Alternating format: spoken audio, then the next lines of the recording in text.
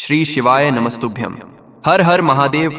दोस्तों, एक बार फिर से आपका स्वागत है जीत साधना यूट्यूब चैनल में। मित्रों, भक्तों, अगर आपके भी घर में क्या कोई ऐसा व्यक्ति है जो बहुत ही ज्यादा नशा करता है, उसके नशे से आप बिल्कुल परेशान हो चुके हैं, उसका नशा जो है वो छूटने का नाम ही नहीं ले रहा। आपने बहुत ज्यादा प्रयास कर लिया कि उसका जो नशा है वो छूट जाए, आपने बहुत ज्यादा उसको दवाई भी करवा ली, लेकिन उसका नशा छूटने का नाम ही नहीं ले रहा है। और आपने बहुत ज्यादा उपाय भी कर दिए, लेकिन वो नशा है नहीं रहा। और अगर वो व्यक्ति नशा छोड़ना चाह भी रहा तो उसका जो नशा है वो छूट ही नहीं रहा। वैसा कौन सा उपाय करें कि उसका नशा छूट जाए, आज इस वीडियो में हम आपको बताने वाले हैं। तो स्वागत करते हैं दोस्तों परम पूज्य गुरुदेव के जो बताए गए उपाय हैं। 3 से 4 उपाय मैं आपके लिए लेके आया हूं। अगर आपने ये उपाय कर लिया तो 100% है जो व्यक्ति है उसकी जो भी नशा होगा, जो भी नकारात्मक ऊर्जा होगी उसके अंदर, वो सारी की सारी समाप्त हो जाएगी। कैसे करना है, क्या करना है, आपको पूरा बताऊंगा, तो ध्यान से पूरा उपाय सुनिए। 3 से 4 उपाय बताऊंगा।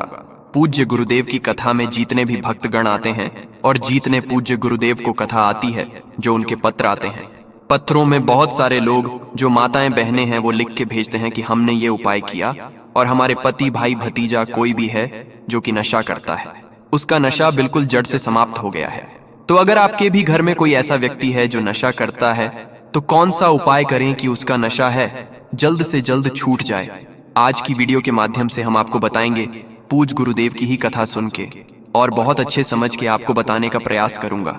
तो चलिए चलते उपाय की ओर। लेकिन उससे पहले अगर चैनल पर पहली बार आए हैं तो वीडियो को कर दें लाइक एंड चैनल को कर ले सब्सक्राइब, ताकि पूजनीय पंडित प्रदीप जी मिश्रा के जो भी नए नए उपाय जो कि उनकी कथा से मैं सुनता हूँ, श्रवण करता हूँ, सबसे पहले आपको प्राप्त करा सकूं।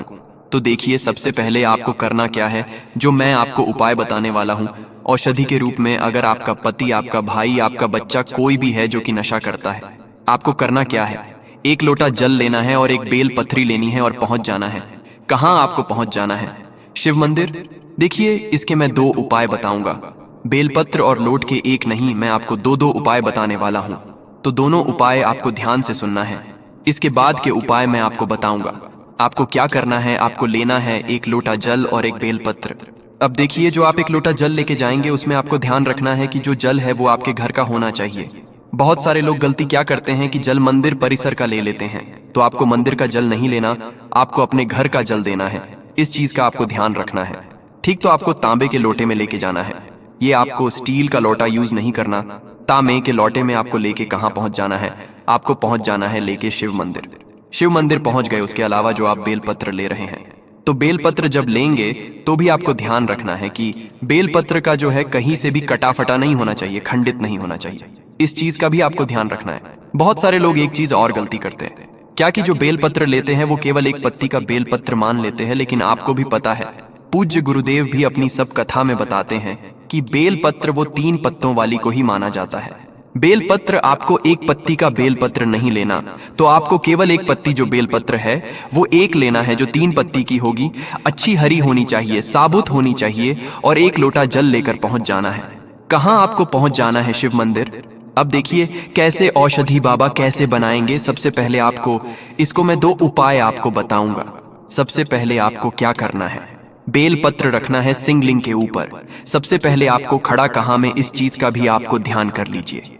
बहुत सारे लोग गलत दिशा में खड़े हो जाते हैं। तो आपको सबसे पहले आपका जो चेहरा होगा वो उत्तर की तरफ होगा, और आप जहां खड़े होंगे आप दक्षिण में खड़े होंगे, और आपका जो चेहरा है वो उत्तर की तरफ देख रहा होगा। उत्तर किसको बोलेंगे?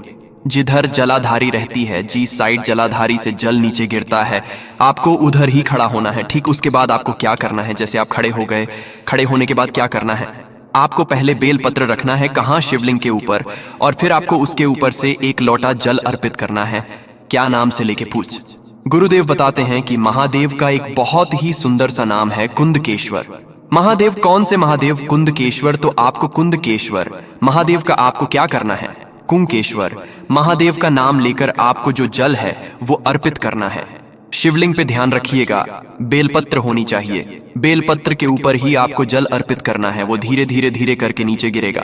अब आपको क्या करना है, जैसे ही जल अर्पित करेंगे उसके बाद आपको बाबा से औषधि के रूप में, मतलब दवाई के रूप में आपको मांग देना है, ठीक। अब जब वो जल नीचे गिरेगा जलाधारी से, तो आपको किसी दूसरे पात्र मतलब कोई भी कटोरी हो, गिलास हो, आपको भर लेना है और बाबा से आपने औषध मांग ही ली है। उसके बाद जो बेलपत्र है उसको वहां छोड़ना नहीं है।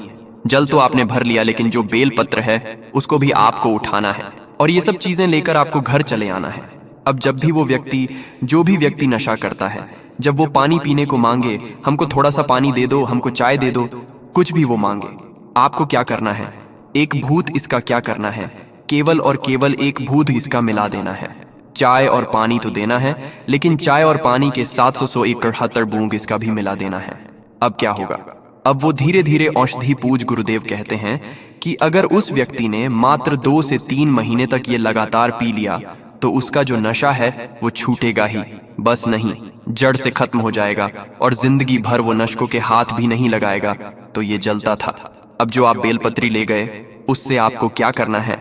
देखिए, जो बेलपत्री है उसमें आपको ध्यान रखना है कि बेलपत्री आप घर ले आइए, उसको छत में अच्छे से सुखवा लीजिए। सुखवा के बाद वो क्या हो जाएगा? वो बिल्कुल सिकुड़ जाएगा, सूखा जाएगा। उसको आप पाउडर के फॉर्म में पीस लीजिए। जैसे पाउडर पीसते हैं ना, सेम टू सेम आपको पीस लेना है। पीसने के बाद आपको क्या करना है? उसको अपने घर में रख लीजिए, डिब्बी में कहीं भी। आप जब भी आपका जो व्यक्ति है जो बहुत ज्यादा नशा करता है, वो खाना मांगे, तो आपको दाल में और सब्जी में थोड़ा सा इसको मिला देना है, ज्यादा नहीं मिलाना, ताकि उसको शक ही ना हो, और हो जाए तो वो खाना खाए ही ना। उसको ऐसा मिलाना कि उसको शक हो ही ना, तो आपको थोड़ा सा मतलब दाल में या सब्जी में मिला देना, उसको खिला देना है। पूज्य गुरुदेव कहते हैं कि बाबा की दी हुई औषधि है, और जब बाबा की कृपा होती है तो व्यक्ति का नशा तो दूर, जो भी उसके अंदर नकारात्मक शक्ति होगी, नकारात्मक ऊर्जा होगी, सारा का सारा दूर हो जाता है। तो ये पहला उपाय आपको कर लेना है। अब हम दूसरे उपाय की ओर चलते हैं। उपाय में बहुत ही सरल सा है। आपको ये हनुमान जी के मंदिर में जाके करना है। कैसे करना है? आपको ध्यान रखिएगा, ये उपाय आपको मंगलवार के दिन करना है। बड़ा से बड़ा नशा समाप्त कर देते हैं बजरंग बली, तो छोटा से छोटा नशा तो नॉर्मल सी चीज है। ये शराब का, धूम्रपान का बहुत ही छोटा नशा होता है। इसको महादेव और बजरंग बली तुरंत समाप्त कर सकते हैं। तो आपको करना क्या है? आपको इस उपाय में जो सामग्री चाहिए वो इसमें चाहिए 21 काली मिर्च, 21 लौंग, और क्या चाहिए? 21 नीम की पत्ती। इस चीज का आपको ध्यान रखना है। 21 काली मिर्च, 21 लौंग और 21 नीम की पत्ती। अब देखिए, जो लौंग है, बहुत सारे लोगों के मन में कंफ्यूजन है कि लौंग हमको फूल वाली लेनी है कि बिना फूल वाली। तो लौंग आपको फूल वाली ही लेनी है। ठीक, अब आपने फूल वाली लौंग ले ली। कितनी? ईट सी विथ, और फिर साथ क्या ले लिया? 21 नीम की पत्ती। अब नीम की पत्ती में भी आपको ध्यान रखना है कि नीम की पत्ती कहीं से भी कटीफटी नहीं होनी चाहिए, खंडित नहीं होनी चाहिए। इस चीज का भी आपको ध्यान रखना है। अब आपने ले ली। लेने के बाद आपको क्या करना? जैसे आपने ले लिया, उसको एक लाल कपड़े में बांध ली। जैसे आप पोटली बांधते हैं ना, बस सेम टू सेम आपको उसको एक लाल कपड़े में बांध लेना है। लाल कपड़े में बांधने के बाद आपको क्या करना है? जैसे ही आप लाल कपड़े में उसको बांध लिया, लाल कपड़े में बांधने के बाद आपको पहुंच जाना हनुमान जी के मंदिर। अब आप हनुमान जी के मंदिर पहुंच गए। ठीक है, हनुमान जी के मंदिर आप जैसे ही पहुंचेंगे, सबसे पहले आपको क्या करना है? हनुमान जी का जो उल्टा पैर है, जो आप मूर्ति देखेंगे तो हनुमान जी का जो उल्टा पैर है, वहां आपको रखना है एक नाम लेके। कौन सा नाम? हनुमान जी के भाई का नाम है गतिमान।